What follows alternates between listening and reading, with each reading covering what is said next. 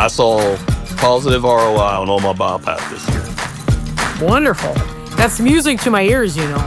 Yeah, I figured it would be. I'm Sherry Cook, and in this series, we'll be talking to farmers, advisors, and experts. And we're going to see how they're advancing crop nutrition. All right, welcome back, everyone. I'm traveling out on the road this week, doing some farmer meetings out in central North Dakota. But we wanted to check back in with Granvil and Steve just to kind of see how the year ended up. Well, we started off really wet. We planted a lot of June corn, a lot of July beans. After July 4th, it turned off drought. And I don't know that we had any more rain after that as far as the growing season goes till just last week. So we started early, like there was some end of March and early April planted up to about the 10th of April. And then it, like Granvil said, it got wet until the end of June. So we had an early crop. Some of it survived the wet, a lot of moisture. Some of it didn't and had to be replanted. We've had a tough year, but it's been a good year. Crazy year for sure. So was it a normal timing wise? I mean, you said you got rain, but were you able to get the crop in? No. I would say Mosaic County as a whole had more prevent plant acres than they've ever had. That Wow. is true. There's a lot of bare fields when you drive around the county. Well, it started off dry in March and fairly warm, to be truthful. So there was a few guys that started that last week of March, and then it got wet. We got into middle of May and there was about 3 or 4 days, and then the first week of June there's about 3 or 4 days, and then it was 1st of July before anybody got back in the field. So how did that affect your fertility plans as you had a very challenging spring? About the only thing that changed with my fertility plan was I didn't do as much in season as I normally would on the later crop, and I also backed off on my side dress nitrogen just because I didn't think the yield would be there at the end of the year, so I just started pulling the reins back a little bit to save money. We did still add stuff, though, with the nitrogen, which was probably a benefit in the long run because we kept that plant healthier when we got bone dry in late July and August.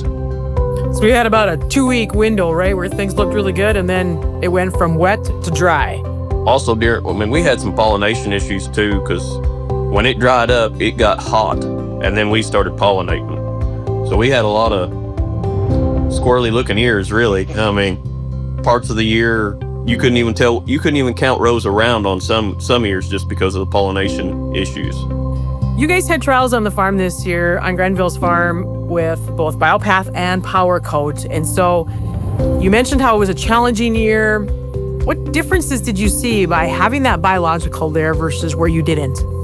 In a tough year, I think you can see better returns out of like the BioPath or PowerCoat because of the stress that the crop was under. The biologicals show up better. Now, there again, keeping that plant healthy is what we want to do. And with both of those, you're enhancing not only the roots, but the whole plant too. So the first year I tried BioPath, it was with a side dress rig, just knifing it in the middle of the row. And by the time those roots hit it, they were probably already at V10 corn. So I feel like it didn't have much time to really show what it could do. But the last 2 years running it on the planter, I can't really find much negative to say about it.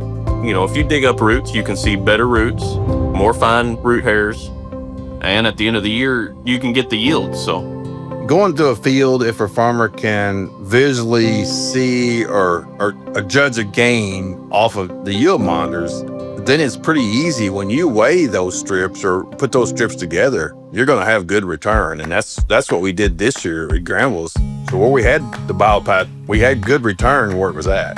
our best trial this year was 13.5 bushel an acre difference. Wow.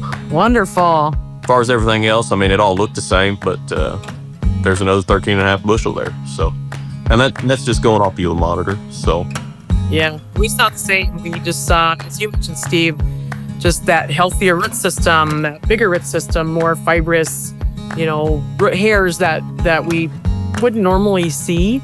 So much healthier plant for sure. So happy to hear that you saw such a big difference, which is awesome.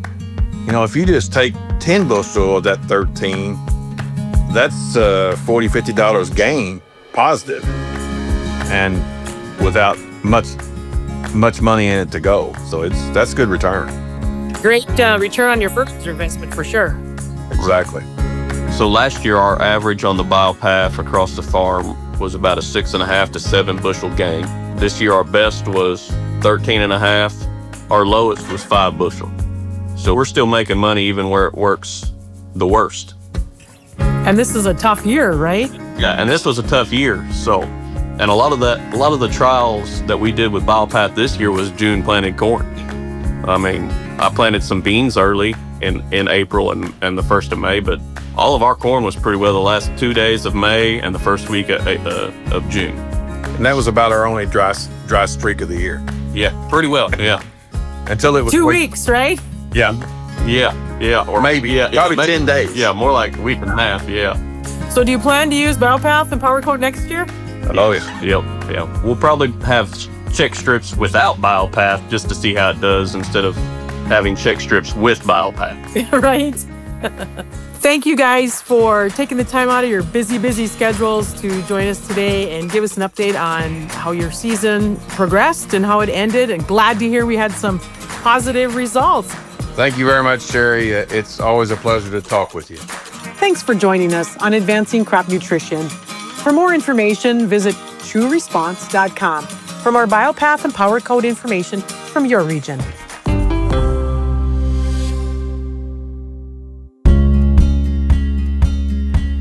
Please like and subscribe. And don't forget, visit cropnutrition.com.